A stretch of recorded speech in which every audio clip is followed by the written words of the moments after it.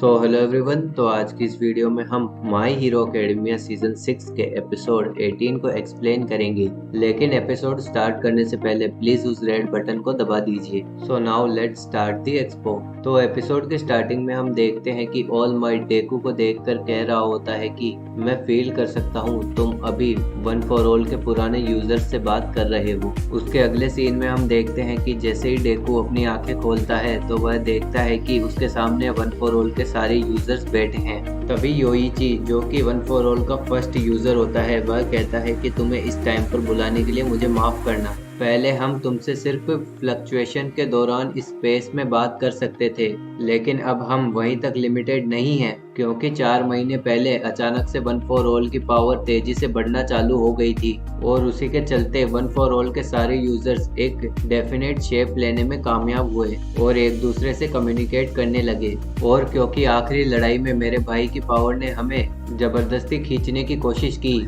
इसलिए हम तुम्हारे सामने दोबारा आसानी से आ सके। यह सुनकर डेकू बोलने की कोशिश करता है, लेकिन उसका मुंह सामने दिखाई नहीं देता। यह देखकर वह सोचने लगता है कि पिछली बार तो मैं कुछ शब्द बोलने में कामयाब हो गया था, जिसके बाद थोड़ा सा ही सही लेकिन वह दूसरे लोगों से बात कर पाता है और उनसे पूछता है कि आप लोग मुझसे क्या बात करना चाहते हैं। तभी फोर्थ यूजर जवाब देता है और कहता है कि मैं हूँ फोर्थ बिल्डर और मेरा नाम है हिकागे शिनोमोरी। तुम्हारी आखिरी लड़ाई में तुम अचानक से मेरी पावर बाहर निकालने में कामयाब हो गए थे। यह सुनकर फिफ्थ यूजर बंजो डेकू से कहता है कि शिनोमोरी एक अजीब इंसान है।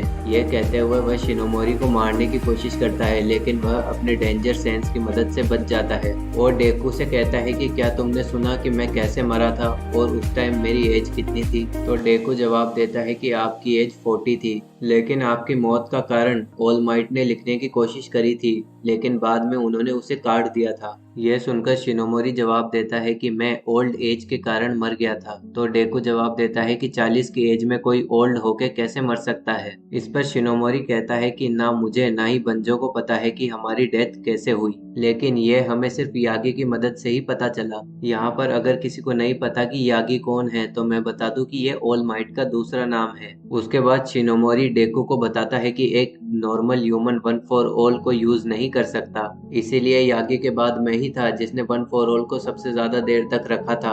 18 सालों तक मैं ऑल फॉर वन से भागता रहा और ज्यादातर टाइम मैं अपनी पावर बढ़ाने में लगा देता था और इसीलिए मेरी जिंदगी के आखिरी सालों में मेरी बॉडी पर यह क्रैक आ गया। शायद मैं ज्यादा ट्रेनिंग नहीं कर रहा था या फिर यह किसी अननोन बीमारी से हुआ था, ऐसा ही मुझे लगता था। लेकिन जब यागी ने मेरी रिपोर्ट को देखा तो उसे सच का पता चला। ओल्ड एज बेसिकली एक ही बॉडी में ज्यादा क्वार्क रखने की वजह से होता है, जो कि तुम्हारी जिंदगी को कम कर देता है, जिसकी वजह से तुम जल्द ही बूढ़े होकर मर जाते हो। यह सुनकर डेकू उनसे पूछता है कि लेकिन ऑल माइट ने तो उसे बहुत टाइम तक रखा था जब इसकी पावर और भी ज्यादा थी। तो योइची जवाब देता है कि हम तुम्हें यही बताने वाले थे कि बाकी लोग वन फॉर ऑल को ज्यादा टाइम तक नहीं रख सके और लड़ाई के दौरान ही मर गए। तो हमने सोचा कि शिनोमोरी के पास ऐसा क्या था जो हमारे पास नहीं था। यह सुनकर डेकू को याद आता है कि ऑल माइट के पास भी क्वार्क नहीं था। तो योइची जवाब देता है कि सही कहा, यागी ने भी हमें यही बताया था जिसकी कॉन्शियसनेस अभी वन फॉर ऑल के अंदर है। एक वेसल जिसमें किसी का क्वार्क उसके जन्म के साथ ही रखा जाता है, वो वन फॉर ऑल की पूरी पावर को एक्सेप्ट नहीं कर सकता और टूट जाता है, जैसा कि फोर्थ यूजर की जिंदगी के साथ हुआ था। यागी अकेला 40 साल तक वन फॉर ऑल को रखने में कामयाब हुआ क्योंकि उसका वेसल पहले से ही खाली था, जिसके अंदर वन फॉर ऑल पूरी तरीके से फिट हो गया था। यह सब सुनकर डेकू कहता है कि तो अब जब पुराने यूजर्स के क्वार्क भी सामने दिखने लग गए हैं तो मैं इसे किसी और दूसरे आदमी को नहीं दे सकता। तो योइची जवाब देता है कि तब तक तो नहीं दे पाओगे जब तक कोई ऐसा सामने ना आए जिसके पास क्वार्क ना हो। तभी बंजो कहता है कि दूसरे शब्दों में कहूँ तो शायद तुम ही वन फॉर ऑल के आखिरी यूजर हो सकते हो। उसी वक्त शिमुरा डेकू से पूछती है कि क्या तुम तोमुरा शिगाराकी को मार पाओगे, क्योंकि जब तुमने उसका चेहरा देखा था तो तुम्हें लगा कि वो तुमसे मदद मांग रहा है, लेकिन हमने तो उसकी आंखों में हेट के अलावा और कुछ भी नहीं देखा, क्योंकि ऑल फॉर वन ने उसे ऐसे ही बड़ा किया है ताकि वो एक दिन उसकी फिजिकल बॉडी और माइंड हथिया सके। तभी बंजो कहता है कि उसने मुझसे और मेरे जूनियर दोनों से वन फॉर ऑल छीनने की कोशिश की, लेकिन वो दोनों बार फेल हुआ, क्योंकि वन फॉर ऑल को हराने के लिए किसी को भी बहुत ही ज्यादा स्ट्रॉन्ग इमोशन चाहिए, जो कि किसी एक इंसान के बस की बात नहीं है। इसलिए शायद वो शिगाराकी की नफरत को यूज करके वन फॉर ऑल को हराना चाहता है। तभी शिमुरा कहती है कि शिगाराकी मेरा ग्रैंडसन है, ऑल फॉर वन को हराने के लिए मैंने अपने सन को छोड़ दिया था और उसका ये रिजल्ट निकला। इसलिए अगर वो एक बार पूरी तरीके से इविल मॉन्स्टर में बदल गया तो फिर उसे कोई नहीं रोक सकता। इसीलिए कई बार ऐसे लोग होते हैं जिन्हें बचाया नहीं जा सकता, तो तुम उसे रोकने के ऑर्डर में उसे मार सकते हो। तो डेकू जवाब देता है कि मेरी नजर में वो अभी भी परेशानी में है, क्योंकि जब शिगाराकी की कॉन्शियसनेस वन फॉर ऑल के अंदर गई तो मैंने उसके ड्रीम को फील किया, लेकिन उसकी हेट्रेड की गहराई में मैंने एक रोते हुए बच्चे को भी देखा। इसीलिए भले ही उसने कितने ही लोगों को मारा हो, लेकिन वन फॉर ऑल कोई ऐसी पावर नहीं है जो किसी को मारने के लिए बनी हो, बल्कि ये तो लोगों को बचाने के लिए बनी है। यही सब कुछ मैंने ऑल माइट से सीखा है। हो सकता है कि उसे रोकने के लिए उसे मारना ही हमारा आखिरी तरीका बचा हो, लेकिन मैं उस बच्चे को बचाना चाहता हूँ। यह सब सुनकर शिमुरा रोने लग जाती है और कहती है कि मुझे माफ करना, लेकिन मैं अभी तक तुम्हें सिर्फ टेस्ट कर रही थी। उसके बाद योइची वन फॉर ऑल के सेकंड और थर्ड यूजर को देखकर कहता है कि तुम्हें भी हमारी जल्दी से मदद करनी चाहिए, क्योंकि वन फॉर ऑल की पूरी पावर निकालने के लिए हमें तुम्हारी भी जरूरत है। उसके बाद हम देखते हैं कि हॉक्स और बेस्ट जिनिस्ट ऑल माइट से मिलने के लिए आते हैं। उन्हें देखकर ऑल माइट पूछता है कि तुम्हें मुझसे क्या काम है, तो हॉक्स जवाब देता है कि मैं यहाँ पर वन फॉर ऑल और डेकू की बात करने के लिए आया हूँ, क्योंकि हमारी आखिरी लड़ाई में पार्टिसिपेट करने वाले एक हीरो ने मीडिया के सामने वन फॉर ऑल की बात करी थी। और तो और हमने एंडेवर से अभी अभी सुना कि शिगाराकी डेकू के पीछे पड़ा था। इसीलिए मुझे इस मामले की पूरी इन्फॉर्मेशन चाहिए, क्योंकि अब से हम सिर्फ विलन से ही नहीं बल्कि पब्लिक से भी फाइट करने वाले हैं। यह सब सुनकर ऑल माइट कहता है कि किसी और जगह पर चलकर बात करते हैं, वहीं मैं तुम्हें सब कुछ बताऊंगा।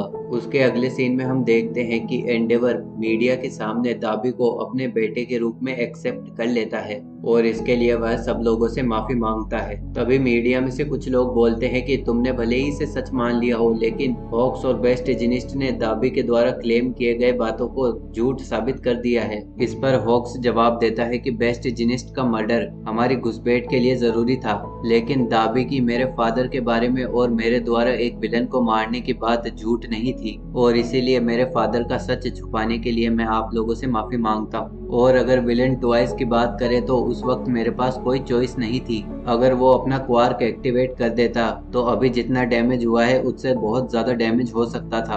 तभी मीडिया में से एक औरत उनसे सवाल करती है कि गिगांटोमाकिया की वजह से मेरी मॉम बहुत ज्यादा इंजर्ड हो गई थी, इसलिए बस तुम सॉरी बोलकर भाग नहीं सकते। क्या तुम्हें पता भी है कि पिछले कुछ हफ्तों में कितने लोगों ने अपनी जान गंवाई है? तो इस तरह का चेहरा बनाना बंद करो और जाकर उन सभी विलन्स को हरा दो। तो एंडेवर जवाब देता है कि जैसा तुमने कहा मैं भी वैसा ही करना चाहता हूँ, लेकिन अभी की कंडीशन के हिसाब से इतने कम हीरोज के साथ हम सबको प्रोटेक्ट नहीं कर सकते, इसलिए हम उस एरिया को कम कर देंगे जिसे हमें प्रोटेक्ट करना है, और यूए स्कूल के साथ हम सफिशिएंट जगह और सिक्योरिटी को शेल्टर्स के रूप में डिजाइन कर देंगे। तो ये सुनकर मीडिया के सभी लोग कहने लग जाते हैं कि बिना फ्यूचर को जाने ही हम ऐसे ही कैसे इवैक्यूएट हो जाएं। तो एंडेवर जवाब देता है कि ये इसलिए है ताकि आप लोग फ्यूचर देख पाएं, इसलिए मैं चाहता हूं कि आप अपनी सभी परेशानियों के लिए सिर्फ मुझे ब्लेम करें, ना कि उन लोगों को जो अब से आपके लिए अपनी जिंदगी दांव पर लगाने वाले हैं। और इसके बाद जब एंडेवर से वन फॉर ऑल के बारे में पूछा जाता है तो वह जवाब देता है कि मुझे कुछ नहीं पता।